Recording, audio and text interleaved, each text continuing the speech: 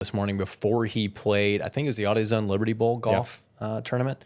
By the way, do you think he had a hush mane while he was out there? I hope so. Penny, if you're listening, we know that you are. You need a hush mane on the course.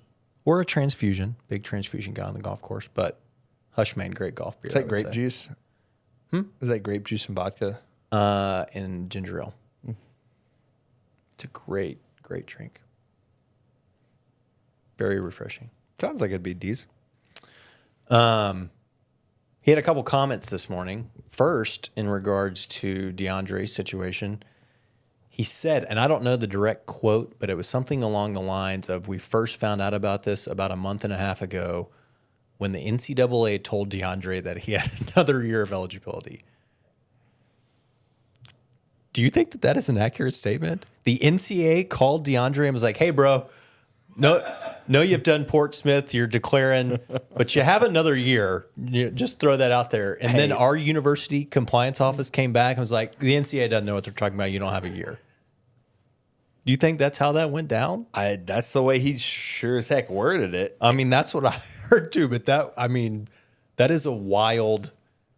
If that happened, my 0% chance, I may add a 10 in front of it. Give me 100%. Exactly. If it's calling you and saying, hey, man, you've got a year left. Yeah. What is the case? Yeah. Who is this rogue NCAA agent that decided to call the University of Memphis and say, how do you think best friend? Yeah, that's how do you think was that a call, just an anonymous, hey, this is Facebook the NCAA. message. Yeah. How'd you get that? Instagram? Did someone slide into the DMs? Yeah. Was it the official NCAA basketball Instagram account? I feel like everyone heard that quote and was like, there's no way that's right. The NCAA called and said, Deandre, you got another year. You heard it the same way. If that's the case, then Deandre's on the team and the sausage maker, we're 24th. We're winning the American. If they call at this point, he may get a second year at this point. The NCAA may create the Deandre rule. There may be no more limitation on eligibility. You can play as long as you want. In all seriousness, if that is how that went down, which doesn't make any sense at all, then what the hell are we talking about? DeAndre's back, right? I mean, yeah. And I think I don't see how he's not. I mean, Penny also said he felt really good about the situation. Well, you got to say that, right? I mean, compliance office didn't. I think, I think Penny's an honest guy and upfront when he does. Like, I think he would say, "I really don't know." I think he's going off Jackson's experience with the statement. With how he has had this whole thing work out once before. Yeah. Exactly. Sure. New keg stand. The compliance office doesn't seem to be that good at their job.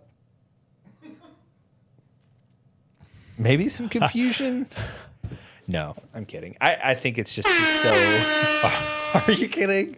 I think it's just they follow things so black and white. I think that's the only way they could. What's more black and white than the institution telling you have? Because as a non-qualifier, you get 5 years to play for.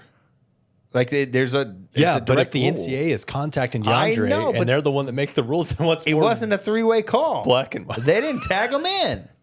They're just going off. Hey man, you spent 3 years at Evansville, even though you didn't play one. And the last two at Memphis, like, what are we talking about? You're done. When's the last time you were on a three-way call? Last month, actually. My manager and director called me. Can you can still do that? They did it. I don't know. I don't know how to do it. You can on FaceTime if you have an iPhone. What was it you used to have to press in order to do a three-way? The *69 block your number? No, that recalls the number.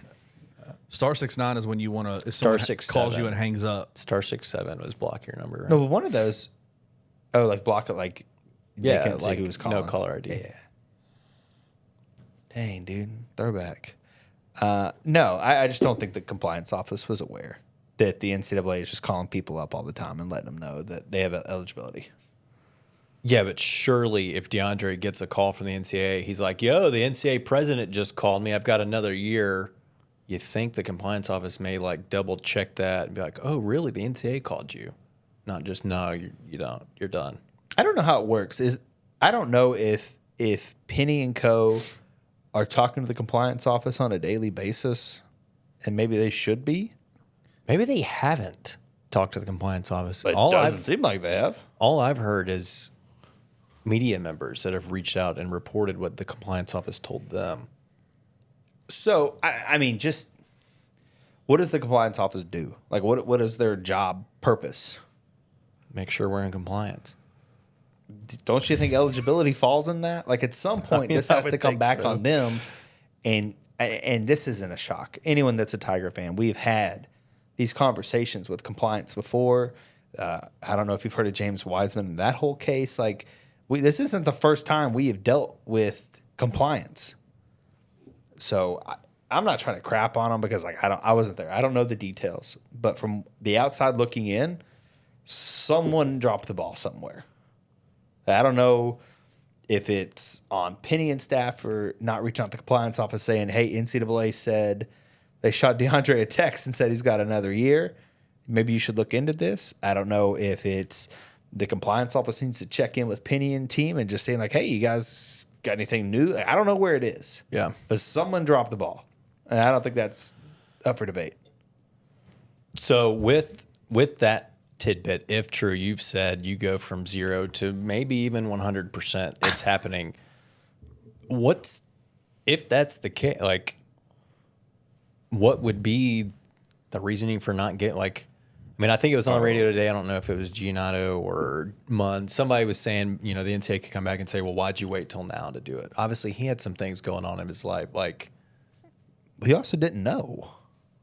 Right. I mean, they're just saying, why didn't you look into it before now, I guess? Because he's always, from everything that we have known and everything that we have heard, he has been under the impression that he does not have eligibility.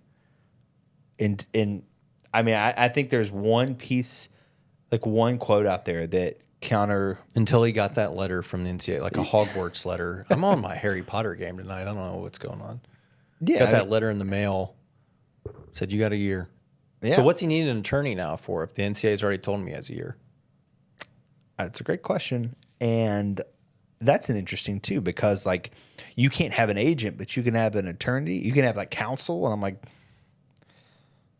what's the real difference there when it's all said and done? Now you can have an agent. It's got to be approved. We need Benjamin Fishman on this show to figure out all the nuances of counsel and agent. There's a segment.